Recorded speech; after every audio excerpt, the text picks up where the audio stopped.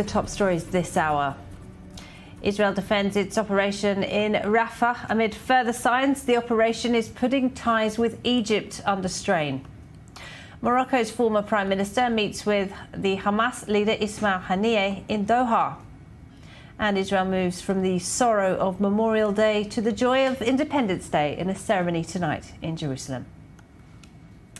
Those are the top stories this hour, and several IDF soldiers have been seriously wounded in a Hamas mortar attack in Gaza, while the Air Force hit more than 120 targets across the Strip this Monday. This as diplomatic pressure mounts on Israel not to expand its operation in Rafah, but Israel insists it must operate in the southernmost city of the Strip and says hundreds of thousands of civilians have already moved to safety. Our Bianca Zanini has the latest. As the nation of Israel comes to a halt, marking Memorial Day in honor of the country's fallen soldiers and victims of terror, the concept of peace seems as elusive as ever in the region. Ongoing ceasefire negotiations with Hamas are seemingly at a standstill, the terror group insisting on a permanent ceasefire to end the current fighting in Gaza, and Israel demanding the release of over 130 hostages still held in Gaza. So the war in the Strip continues, as Israel prepares to expand its military operation in the city of Rafa, a move that threatens to further isolate the Jewish state to the rest of the Middle East and the world. There is an international consensus regarding the rejection to expanding the scope of the military operations in Rafah or the operation altogether. There has always been international consensus against the entrance into Rafah for its dire consequences on the Palestinian civilians who are staying in this area. Egyptian officials now reportedly warning that the country's peace treaty with Israel, a long-standing cornerstone of regional stability, is at risk if Israel goes ahead with a major ground operation in Rafah, according to the Associated Press. Egypt also announced it will support South Africa's current lawsuit in the International Court of Justice, accusing Israel of committing genocide in Gaza. Israeli Prime Minister Benjamin Netanyahu last week doubling down on his government's decision. If we have to stand alone, we will stand alone. I already said that if we have to, we will fight tooth and nail. This in direct response to U.S. President Joe Biden's starkest threat to Israel so far. Biden saying he will halt supply of offensive weapons that Israel could use in Rafah, and reminding the Israelis that there is a red line. Meanwhile, Britain's Foreign Secretary David Cameron doubling down on the country's support for its allies, saying he will not halt British arms to Israel. There was a brutal attack by Iran on Israel, including 140 cruise missiles. So it's not sort of, tiny drones, huge cruise missiles blasting into Israel, and I think it would have sent entirely the wrong message. It would have been a very unwise move. So, as we stand here today, I think there is a better answer, which is, Hamas must take the hostage deal. You get the pause in the fighting. You build a ceasefire out of that. But I think actually just to simply announce today we're going to change our whole approach to arms exports rather than go through our careful process, it would strengthen Hamas, it would make a hostage deal less likely. I don't think it would be the right approach. The Biden administration insisting that entering Rafah is not the way to destroy Hamas and reach peace, and demanding that Israel have a plan for post-war Gaza. Israel's on the trajectory potentially to inherit an insurgency with many armed Hamas left, or if it leaves, a vacuum filled by chaos, filled by anarchy, and probably refilled by Hamas. We've been talking to them about a much better way of getting an enduring result, enduring security, both in Gaza itself and much more broadly in the region. In Israel, the war looming large over Memorial Day, and the question of what happens next. Well, for the very latest on the situation in Gaza, we can go to the south of Israel and our correspondent Zach Anders for you now. And Zach, two major reports coming out of Gaza today. The first, that 5 Israeli troops have been seriously hit. And secondly, we're hearing about a UN truck that may potentially have been hit in an IDF strike. Could you bring us up to date with both of those? Sure thing.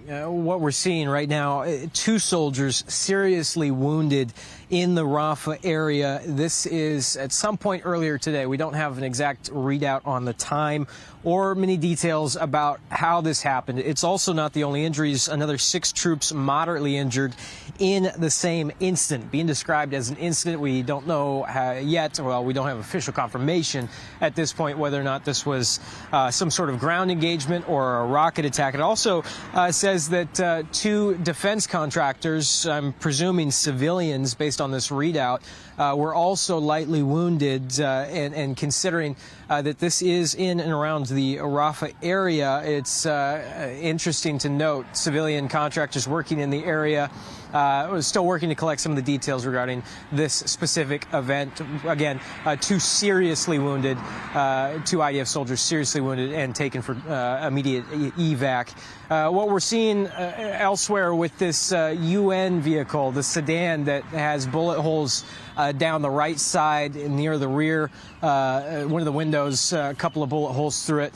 We don't have official word from the United Nations, but Palestinian reports saying the driver was killed and one of the UN workers inside wounded by this event. We don't have the nationalities for either. One of the things that we're working to get some more details on, this news breaking about 3 hours ago here. We also. So is the Biden administration still an ally of Israel, in your view? Sometimes it acts like an ally, and sometimes, frankly, it doesn't. I mean, does an ally withhold vital ammunition at the middle of a war? Here, the UN came out with a report yesterday that the claim of so many thousands, tens of thousands of women and children have been killed by Israeli fire in Gaza has been grossly exaggerated. It's 50% less. At least. The UN, just to be clear, the UN has cut its own death toll figures of civilians, of women and children, by 50%. Now, we've had the President, the Secretary of State come out again and again saying Israel can't kill another 32,000 or 34,000 Gazans. Israel is killing too many women and children. Israel is dehumanizing Palestinians. To hear anybody apologizing? I mean it. You know, anybody say, gee, we're sorry for delegitimizing Israel and the IDF, and by the way, contributing to anti-Semitism in the United States, and particularly on campuses, because what's the claim? The claim that Israel is dehumanizing and Palestinians are committing war crimes. So no one's walking this back. And to me, that type of activity is not consonant with an ally. On the other hand, the administration does many things that an ally does do. It's providing us with massive aid, most recently about $15 billion in aid. It's unprecedented. It is guarding our skies against hundreds of Iranian missiles, helping to guard our skies. It is blocking, for the time being, those unilateral moves by the Palestinians and the UN. So it's a mixed bag. And if you listen to Secretary of State Blinken's interview on television last night, he said, well, the State Department has cleared Israel of violating international humanitarian law and its use of American munitions, but we have concerns. And so it's 2 different voices, and even the point we have a spokesman from the National Security Council. That was the State Department report which says we don't have evidence that Israel is breaking international law. So Michael Oren, for now, thank you very much indeed. Let's talk about another ally, because Israel's relationship with Egypt has come under further strain. A day after Cairo said it would join South Africa's case against Israel at the International Court of Justice. Egypt was the first Arab country to recognise and have peace with Israel. Egyptian security officials today cancelled meetings with Israeli counterparts despite years of intelligence and security cooperation. Egypt has repeatedly warned Israel against going into Rafah. Well, to talk more about that, I'm joined by Hossein Kamel Haredi, former assistant to Egypt's foreign minister. Thank you very much indeed for being with us, sir. And tell me, first of all, then, is Egypt prepared to sever what the foreign minister, Sami Shukri, just yesterday called the strategic relationship with Israel over an IDF offensive in Rafah? Well, first of all, I'm not sure to qualify Egyptian-Israeli relations as strategic relationship. This is a gross over exaggeration on the part of our foreign minister. We have friendly relations. We have signed a peace agreement with Israel, and that's it.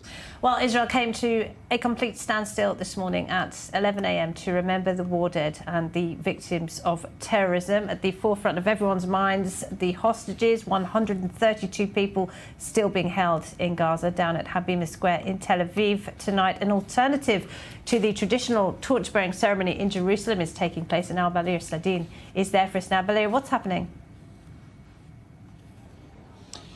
Yes, let's take a quick look at what's happening here at the Hostages Square, actually, not Habima. Thousands of people are gathering, as we see here at the Hostages Square. There is no ceremony that's going to be held today here, maybe some speeches, but the official ceremony is actually somewhere else. The official alternative ceremony, I should say, to the ceremony that is in Mount Zion in Jerusalem, where Israel commemorates the independence, of course, for the 76th year.